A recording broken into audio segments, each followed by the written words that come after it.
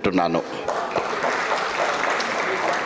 ఇవాళ ముచ్చర్ల సత్తన్న 73వ జన్మదిన సందర్భంలో ధిక్కార దినానికి విచ్చేసిన మీ అందరికీ మరొక్కసారి ఉద్యమ అభివాదనలు ప్రత్యేకంగా తెలుపుకుంటున్నాను. ఎందుకంటే ఆయన పట్ల ఎంతటి అభిమానం ఉందని ప్రజల్లో ఇక్కడికి అన్ని గ్రామాల నుండి పల్లె స్థాయికి వచ్చిన ప్రజల ఆనందోత్సవాలు వాళ్ళ ఉత్సాహం చూస్తుంటే చాలా స్పష్టంగా అర్థమవుతుంది. ప్రత్యేకంగా చెప్పాల్సిన అవసరం లేదు. ఇవాళ నిజంగా సత్యనారాయణ గారి జీవితాన్ని, ఆయన జీవితం గురించి మాట్లాడాలంటే ఒక గ్రంథాన్ని చదివి వినిపించడం, ఆయన జీవితం గురించి మాట్లాడాలి అంటే దాదాపు 4 దశాబ్దాల తెలంగాణ ఉద్యమాన్ని నెమరేసుకోవడం, ఆయన జీవితం గురించి మాట్లాడాలి అంటే తెలంగాణలో సామాజిక ఉద్యమాల్ని, ప్రజా ఉద్యమాల్ని సమీక్షించుకోవడం అని చెప్పి నేను అభిప్రాయపడుతున్నాను. వాళ్ళ గురించి మాట్లాడారు చాలా, ఇంతకుముందు శ్రీధర్ గారు మాట్లాడారు, ఇంకొంతమంది మిత్రులు మాట్లాడారు. అదంతా మనం మాట్లాడుకుంటే ఒడవని ముచ్చట. చాలా పెద్ద ఒక చరిత్ర కలిగినటువంటి, ఒక గొప్ప చరిత్ర కలిగినటువంటి ప్రజా జీవితంలో ఒక సాదాసీదా మనిషిగా మెదులుతూ ఒక చరిత్ర సృష్టించినటువంటి సత్తన్న గురించి చాలా మాట్లాడుకోవాల్సి ఉంటుంది. నిజంగా ఆయన ఎంత సాదాసీదా ఆయన వ్యక్తిత్వం అనే దాని మీద ఈ మధ్యన పత్రికల్లో చాలామంది చూశారు. అందులో ప్రత్యేకంగా మన తెలంగాణలో దేవులపల్లి అమర్ గారు రాసినటువంటి ఆర్టికల్, డెడ్లైన్ ఆర్టికల్ అద్భుతంగా, అంటే న్యాచురల్గా, అంటే ఆయన జీవితం, మనిషి స్వభావం ఎట్లుందో ఆయన చాలా స్పష్టంగా చూపించారు. అందులో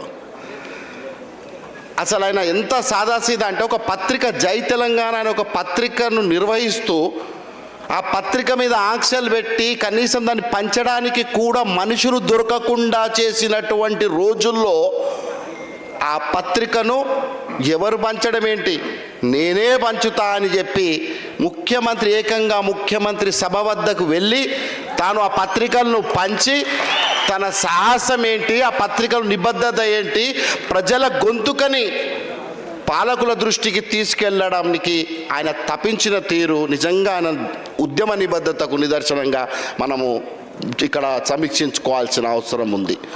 అది ఒక్కటే కాదు, ఆయన వేసిన ప్రతి అడుగు ఒక ధిక్కార స్వరం, ప్రజల్ని పీడిత తాడిత ప్రజలను చైతన్యపరచడానికి.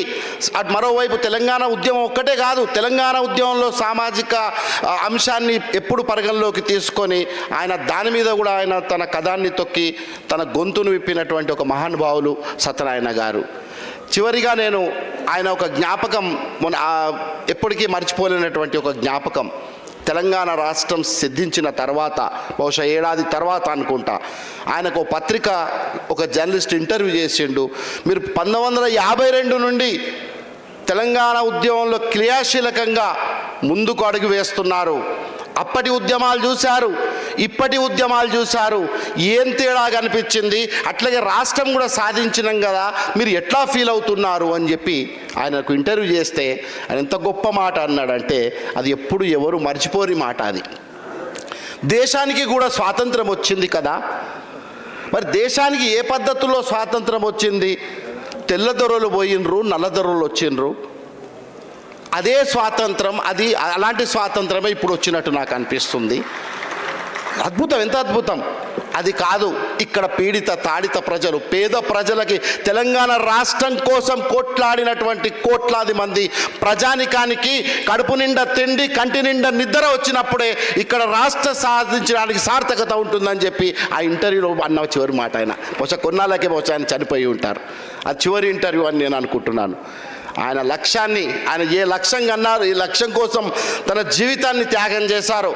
ఆయన సర్పంచ్గా పనిచేసిన, సమితి చైర్మన్గా పనిచేసిన, రాష్ట్రంలో కేబినెట్ మంత్రిగా పనిచేసిన, ఆయన ఏనాడు తను పదవి అహంకారమో నేను ఈ పదవిలో ఉన్నానో ఆ పదవిని ద్వారా లబ్ధి పొందాలనో ఎప్పుడూ అలాంటి వ్యక్తిత్వాన్ని ఆయన ప్రదర్శించలేదు.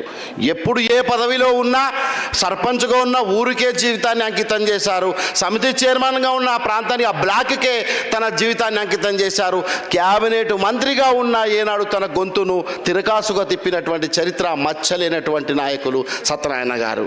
అందుకే ఆయన ఏ కలలు కన్నారో ఏ లక్ష్యం కోసం తెలంగాణ ఉద్యమంలో పాల్గొన్నారో వాటిని నెరవేర్చడానికి ఇక్కడ సభలో పాల్గొనడం కాదు, ఆ ధిక్కార గొంతుతో తెలంగాణ రాష్ట్రాన్ని సిద్ధించిన రాష్ట్రంలో సార్థకత కోసం ప్రతి గొంతు ఉద్యమించాలి, వారిని ఆదర్శంగా తీసుకోవాలని కోరుకుంటూ ఈ అవకాశం ఇచ్చిన మీ పృథ్వీరాజ్కి నేను ప్రత్యేక కృతజ్ఞతలు తెలుపుకుంటూ సెలవు తీసుకుంటున్నాను. Thank you.